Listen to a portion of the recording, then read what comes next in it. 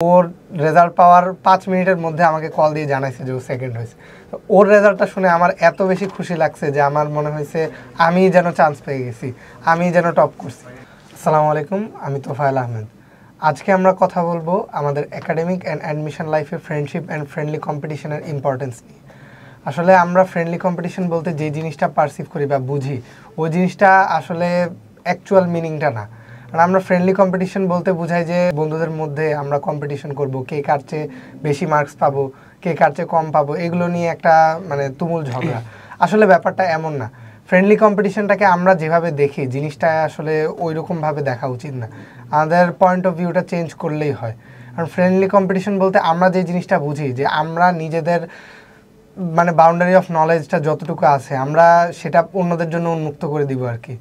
আমাদের ফ্রেন্ড যারা আছে ওদেরকে আমরা যতটুকু সম্ভব হেল্প করব, অ্যান্ড নিজেদের যতটুকু নলেজ আছে ওটা সবার মধ্যে স্প্রেড আউট করার ট্রাই করব। তো এই জিনিসটা যদি করি আমরা, আসলে যিনি বেনিফিটটা ইন দি এন্ড আমাদেরই হবে।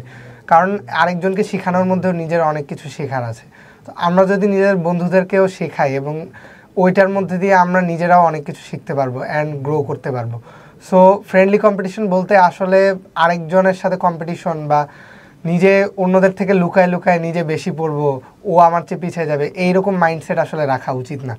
মাইন্ডসেটটা এমন হওয়া উচিত যে আমিও পড়বো অ্যান্ড আরেকজনকেও হেল্প করবো যাতে সেও যতটুকু সম্ভব বেটার রেজাল্ট করতে পারে।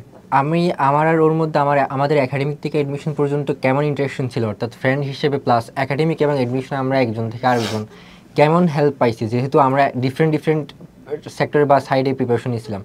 সো এই ক্ষেত্রে বলতে গেলে প্রথমত একদম প্রথম যে আমরা যে জিনিসটা মেনশন করতে চাই সেটা হচ্ছে আমার ক্ষেত্রে আমি ওর মতোই একদম প্রথম থেকে ইঞ্জিনিয়ারিং প্রিপারেশন নিয়েছি। এখন একটা সময় গিয়ে বুঝতেছি অন্যদের সাথে যদি কম্পেয়ার করি, অর্থাৎ আমার ইঞ্জিনিয়ারিং প্রিপারেশন নিলেও আমার ম্যাথের ক্ষেত্রে হয়তো অ্যানালাইসিস পাওয়ারটা কম ইন কম্প্যারিজন উইথ আদার্স, অর্থাৎ ম্যাথে আমার একটু উইকনেস দেখা যাচ্ছে। তো এই জিনিসটা আমি বুঝছি যখন আমরা প্রি টেস্ট এক্সাম আমি ম্যাথ দিয়ে আসছি, তখন মোটামুটি বোঝা যাচ্ছিলো ম্যাথে হয়তো আমার একটু সমস্যা দিয়ে যাচ্ছে। এখন আমি তুফাইল থেকে আর্টস করছিলাম, আসলে আমি তো একদম ফার্স্ট ইয়ার থেকে একদম সেকেন্ড ইয়ারের শেষ পর্যন্ত ইঞ্জিনিয়ারিং প্রিপারেশনের জন্য মোটামুটি সবগুলা সলভ থেকে শুরু করে এভরিথিং করছি। এখন আমার কি করা উচিত, আমি কি একদম মেডিকেলের জন্য প্রিপারেশন নেবো নাকি ইঞ্জিনিয়ারিংটা ক্যারি করা উচিত? ও বলতেছে তুই যদি চাস মেডিকেলে বা যে অ্যাডমিশনের যেখানে একটা সেক্টরে মোটামুটি ভালো একটা র্যাঙ্ক করবি, তাহলে তোর অবশ্যই মেডিকেল সাইডে যাওয়া উচিত। অর্থাৎ এই এক্সাম্পলটা দিছি যাতে তোমার এবং তোমার ফ্রেন্ডের মধ্যে যে রিলেশনশিপটা আছে ওটা যদি জাস্ট একাডেমিক বা অ্যাডমিশনের বাইরে গিয়ে পার্সোনাল একটা গুড ইন্টারাকশন হয় তোমাদের মধ্যে, তাহলে অবশ্যই লাইফের অনেক বড় বড় ডিসিশনগুলো নেওয়ার ক্ষেত্রে অনেক বেশি হেল্প পাবা ফ্রম ইউর ফ্রেন্ডস। এটা হচ্ছে আনডাউটেডলি একটা সত্য কথা। এখন এজন্য তোমার এবং তোমার ফ্রেন্ডের মধ্যে অবভিয়াসলি রিলেশনশিপটা কখনো এমন হওয়া উচিত না যে ধরো আমি একাডেমিক এবং অ্যাডমিশনে আমার ফ্রেন্ড থেকে কেমন আগায় থাকবো বা ও বেশি মার্কস পাচ্ছে আমারও ওর থেকে বেশি পাইতে হবে। অর্থাৎ এই ধরনের একটা টেন্ডেন্সি এই জিনিসটাকে কাটিয়ে, অর্থাৎ এই জিনিসটাকে সাপ্রেস করার পরে আমাদের পার্সোনাল লাইফ, অর্থাৎ আমরা আমাদের জাস্ট একাডেমিক বা অ্যাডমিশনের সবার একটা মেন্টাল স্ট্রেস থেকে শুরু করে এভরিথিং, অ্যাংজাইটি, ডিপ্রেশন, অর্থাৎ অনেক কিছু থাকে। আসলে এগুলা শেয়ার করার মতো যে একটা গুড রিলেশনশিপ বিটুইন ফ্রেন্ডস, এই জিনিসটা হচ্ছে তোমার অবশ্যই ক্যারি করা উচিত। এই জিনিসটা যদি করতে পারো দেখবা তোমার ফ্রেন্ড থেকে তুমি অনেক বেশি হেল্প পাচ্ছ, যেটা হচ্ছে আউট অফ, অর্থাৎ নিজের সেলফ, অর্থাৎ স্বার্থের বাইরে গিয়ে একটা কি তুমি অনেক ভালো হেল্প পাচ্ছ একদম। আমরা আর একটা এখানে মেনশন করতে চাই, সেটা হচ্ছে আমার রেজাল্টের পর ওর কেমন ফিলিংস ছিল, প্লাস ওর রেজাল্টের আগে এবং ও পরীক্ষা দেওয়ার পরে কেমন ফিলিংস ছিল, এই জিনিসটা ও যদি একটু বলতো।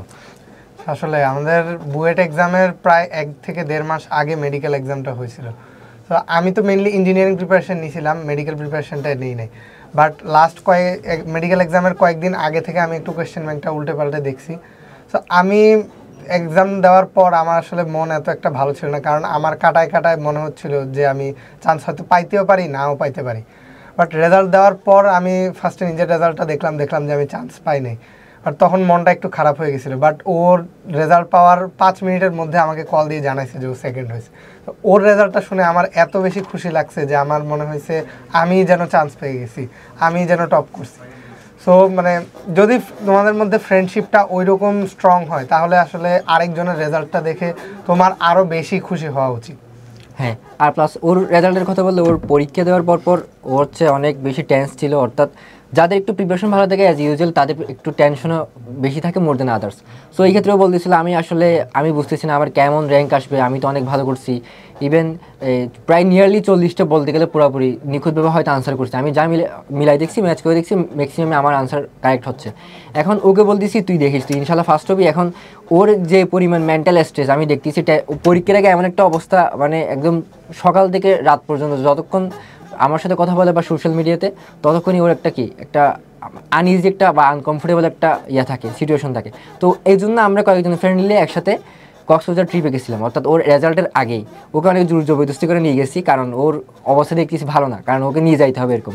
ওখানে গিয়ে ওর রেজাল্ট তখনও পাবলিশ হয় নাই, অর্থাৎ এটা হচ্ছে রেজাল্টের 7 থেকে 8 দিন আগে, মেবি 6 থেকে 7 দিন আগে আই গেস। সো তখন আমি ওরও একটা ছবি তুলছি, আমার একটা ফ্রেন্ড তুলে দিচ্ছে আর কি। তো এখানে আমি পোজ দেখাইছি হচ্ছে ওকে 1 আর ও দেখাইছে আমাকে 2, অর্থাৎ ও আমার 2 বোঝাচ্ছিল আমার মেডিকেল রেজাল্ট, যদি এটা আমার রেজাল্টের পরে যাওয়া ট্রিপটাতে, আর আমি দেখাচ্ছি ওর বুয়েটের যে, অর্থাৎ ইনশাল্লাহ যে রেজাল্টটা বের হওয়ার কথা তখন পরবর্তীতে, ওঠার একটা মানে জাস্ট একটা সাইন দেখাচ্ছে আর কি।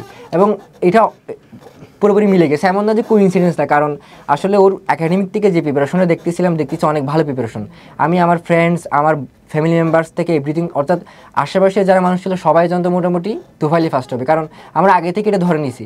অর্থাৎ আমাদের পুরা কনভারসেশনের মেইন সামারি একটা জিনিস হচ্ছে, যদি সামারাইজ করে বলি, সেটা হচ্ছে তোমার এবং তোমার ফ্রেন্ডের মধ্যে শুধু একাডেমিক এবং অ্যাডমিশনের যে আমি ওর থেকে ভালো করব কিংবা কম্পিটিটিভ যে একটা মাইন্ডসেট থাকে, ওইটাকে পার করে, অর্থাৎ পার্সোনাল লাইফের যত, অর্থাৎ সাফারিং থেকে শুরু করে যা কিছু আছে সব কিছু শেয়ার করার মাধ্যমে একটা গুড এবং একটা বাই হার্ড একটা যে বন্ডিং গড়ে তোলা পসিবল।